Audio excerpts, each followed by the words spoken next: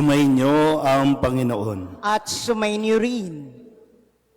Ang mabuting balita ng Panginoon ayon kay San Lucas. Papuri sa iyo, Panginoon.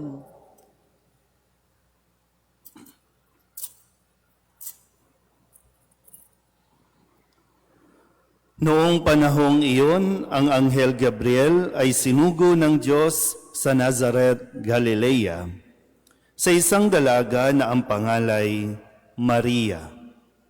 Siya'y nakatakdang ikasal kay Jose, isang lalaki buhat sa lipi ni Haring David.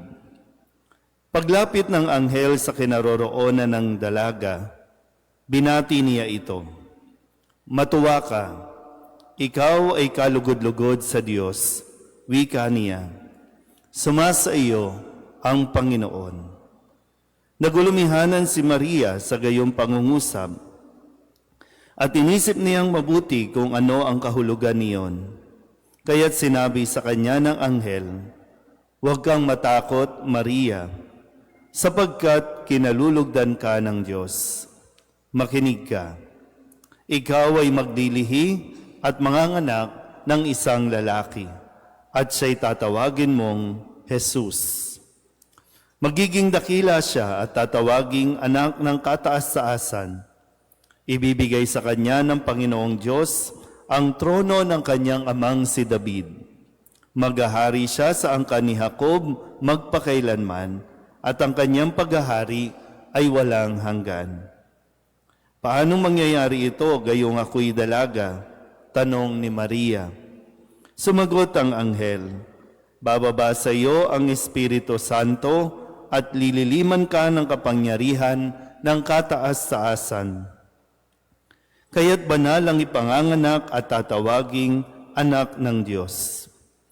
Natatandaan mo ang iyong kamag-anak na si Elizabeth? Alam ng lahat na siya'y baog. Ngunit naglihi siya sa kabila ng kanyang katandaan. At ngayoy, ika-6 na buwan na ng kanyang pagdadalang tao, sapagkat walang hindi mapangyayari ang Diyos." Sumagot si Maria, "Ako'y alipin ng Panginoon. Mangyari sa akin ang iyong sinabi." At nilisan siya ng anghel. Ang mabuting balita ng Panginoon. Pinupuri ka namin, Panginoong Hesukristo. Isang magandang gabi po sa inyong lahat. Ngayon po ang pagdiriwang natin ng dakilang kapistahan ng kalinis-linisang paglilihi ng mahal na Birheng Maria. Palakpakan po natin ang Panginoon.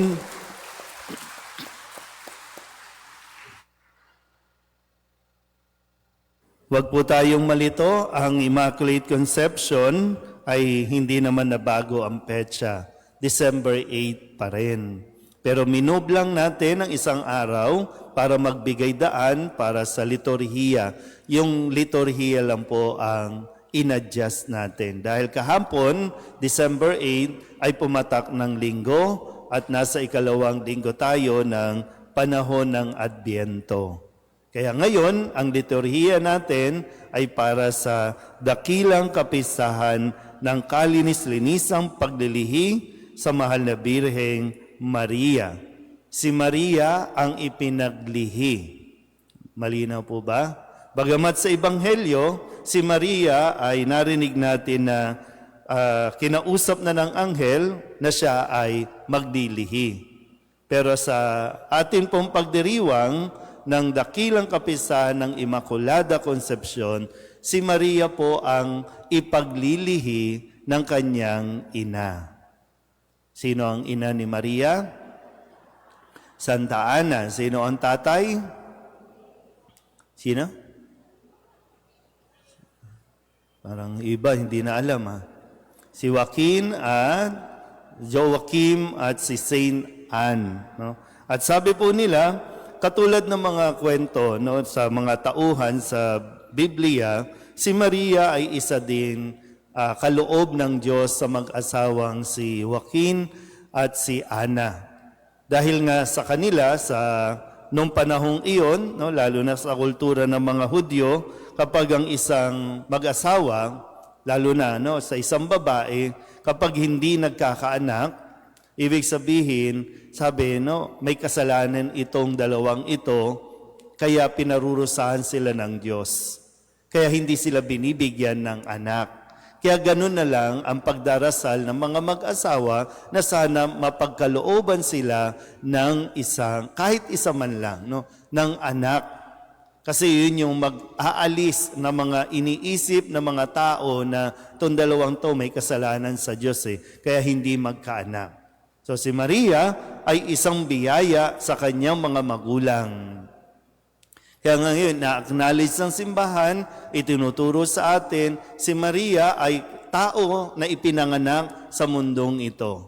Kaya nga hindi natin siya ipinapantay na maging Diyos, hindi natin siya sinasamba, katulad ng pagbebel, no, para bigyan ng parangal. No?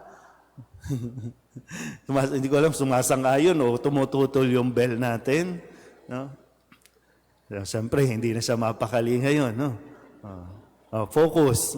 Yan. Kasi kailangan natin kahit papaano matuto dahil kayo ang magpapasa naman nito. Dahil marami, lalo na sa mga kabataan ngayon, kapag may nakakausap o may lumalapit na ibang sekta, ibang relihiyon, hindi nila alam paano sasagutin. Nilalagay natin si Maria sa isang lalagyan o lagayan, sa isang pedestal, sa isang karosa, pero hindi siya Diyos. At hindi natin siya sinasambang Diyos. Pinararangalan lang natin siya dahil sa kanyang tulong na binibigay sa atin na mailapit tayo sa Diyos. Malinaw po ba yon? Sa mga bata, tao si Maria. At kay Maria, kaya nga naging tao si Jesus, bagamat si Jesus ay isa ring Diyos, pero meron siyang pagkatao dahil ipinanganak siya ni Maria na isang tao. So ngayon, pinaglihi si Maria at sa sinapupunan pa lang ng tiyan ni Ana, no, ng kanyang ina, siya ay nilukuban na ng Espiritu Santo, binigyan na ng, kaya nga napupuno na ng grasya sa sinapupunan pa lang. Binalutan na, pinotektahan na ng Diyos para hindi mabahiran o ng kung anumang kasalanan na dulot ng tao. Hindi ko alam po, no, kung naalala nyo pa ba kung paano kayo naglihi? Yung mga nanay dito, naalala nyo pa ba paano kayo naglihi? Paano? Kasi lalabas dyan, pag tinignan nyo mga mukha ng anak ninyo, pati pag-uugali ng anak ninyo, kayo yan. Kaya crucial po yun, no? Kapag naglilihi ang isang babae, kaya nga magkatuwang yung mag-asawa, yung lalaki at yung babae, na kailangan nyo maprotektahan yung sanggol na nabubuo, no? Lumalaki sa tiyan ng nanay. Kasi lahat po ay may dahilan ng Diyos kung bakit tayo pinanganak. Kung sakasakali na sa puntong ito, nagrereklamo ka, bakit ka ipinanganak sa mundong ito? O kung bakit sila yung magulang mo, o yung mga magulang, kung bakit sila yung naging anak nyo, ang Diyos ang makakasagot niyan. May plano ang Diyos. May gusto ang Diyos. Kaya may mga pagkakataon na kahit yung babae o yung mag-asawa gustong ipalaglag ang kanilang anak, pero may plano ang Diyos, hindi siya malaglag-laglag. Matindi ang kapit.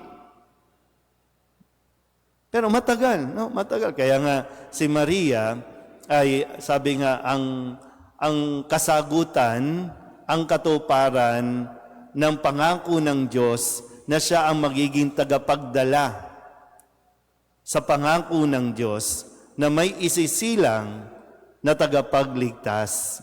Pero mo, ganun katagal, ganun kahaba. Pero mo, itong mag-asawa pa lang na si Joaquin at si Santa Ana, inihahanda din ng Diyos. O ngayon, pinagkalooban na sila ng isang anak. si Maria, ilang buwan? 9 na buwan. At nung inilabas na si Maria, ilang taon pa bago nagpakita ang anghel. At 9 na buwan din yan dinala si Jesus. At ilang taon pa rin. Medyo sadyang mainipin lang talaga tayo. Para makita natin. Kasi yung pag nagdarasal tayo, gusto natin agad-agad masagot yung katanungan. Bakit? Yung mga bakit natin. Magkaiba kasi tayo ng oras. Para sa Diyos, saglit lang yan eh. Pero para sa tao, parang antagal-tagal. Ngayon, ulitin ko po. Baka lang nagtatanong ka, bakit ka pa kasi ipinanganak? Simple lang din ang sagot. Gusto kasi ng Diyos. May plano kasi ang Diyos. Hindi para magdala ka ng kamalasan sa mundong ito, kahit na minsan naririnig mo yan na malas ka, pero hindi ka malas dahil ginusto ng Diyos na mabuhay ka. Sa kung ano man, no? Hindi ko rin kayang sagutin ngayon kung bakit, pero darating ang panahon. Kahit nga matanda na, minsan napapaisip pa, di ba? Kaya sana po, no, mabigyan din natin ng halaga, lalo na para sa mga kababaihan sa panahong ito, na ang priority ng mga kababaihan ay ang kanilang mga katawan, ayaw nang magbuntis kasi masisira ang kanilang figure. Kaya kung ano-ano mga pills ang pinagtititake ng mga babae, pero mo yun. Kasi sabi nga po, anong tawag natin kay Maria? Vessel of hope. Luklukan. Diba? Yung luklukan vessel, lalagayan, lalagyan. Kaya nga kailangan yung protektahan ang inyong katawan. Huwag niyong lasunin. Huwag kayong maglagay ng chemicals dyan sa lagayan na kung saan mabubuhay ang isang bata na may plano ang Diyos para sa kanya. Na makakatulong para sa pwedeng pagdadala ng kapayapaan, ng kaayusan, lalo na sa pamilya ninyo. Kaya tingnan nyo nga mga mukha ng katabi ninyo. Sige nga. Tingnan nyo nga, kung kayo matakot. Valid naman kung natatakot kayo. Kasi nung pinaglilihiyan, nakasimangot yung nanay niyan. Parang lahat na lang problema, dala-dala nung nanay. Kaya yan tuloy, nang lumabas ka sa mundong ito, nakabugnot na ang noo mo. Di ba? Tama ba? Kayo po mga nanay, di ba? Bakit masayahin ang bata? Kasi nung ipinaglilihim, masaya. Bakit parang laging bata pa na nakakabwisit na? Kasi nung nasa tiyan pa lang, yan, puro buwisit yung buhay mo, yung parang ganun, di ba? Murahan ng murahan kayong mag-asawa, kala mo hindi naririnig o hindi nararamdaman ng bata sa tiyan mo yung nararamdaman ninyo, yung emotions ninyo. Kaya nga, di ba, dito pa lang sa tiyan, binubuo na yung emotions eh. Ngayon, alam nyo na ha, kaya intindihin mo na lang. Ganyan talaga eh. Kaya nga gumagastos yan para magpabanat eh. Kasi yung placenta niya nasira. Tama ba? Tama ba? Placenta yung pampaganda, di ba? Yun ang ginagamit. Kaya, sana, no? Isang grasya na hingin din natin sa tulong ni Maria. No? Sa tulong ni Maria na makita din natin at maging maliwanag sa atin kung bakit tayo ipinanganak sa mundong ito. Lahat ay may bahagi para sa pagpapalaganap ng mabuting balita. Amen?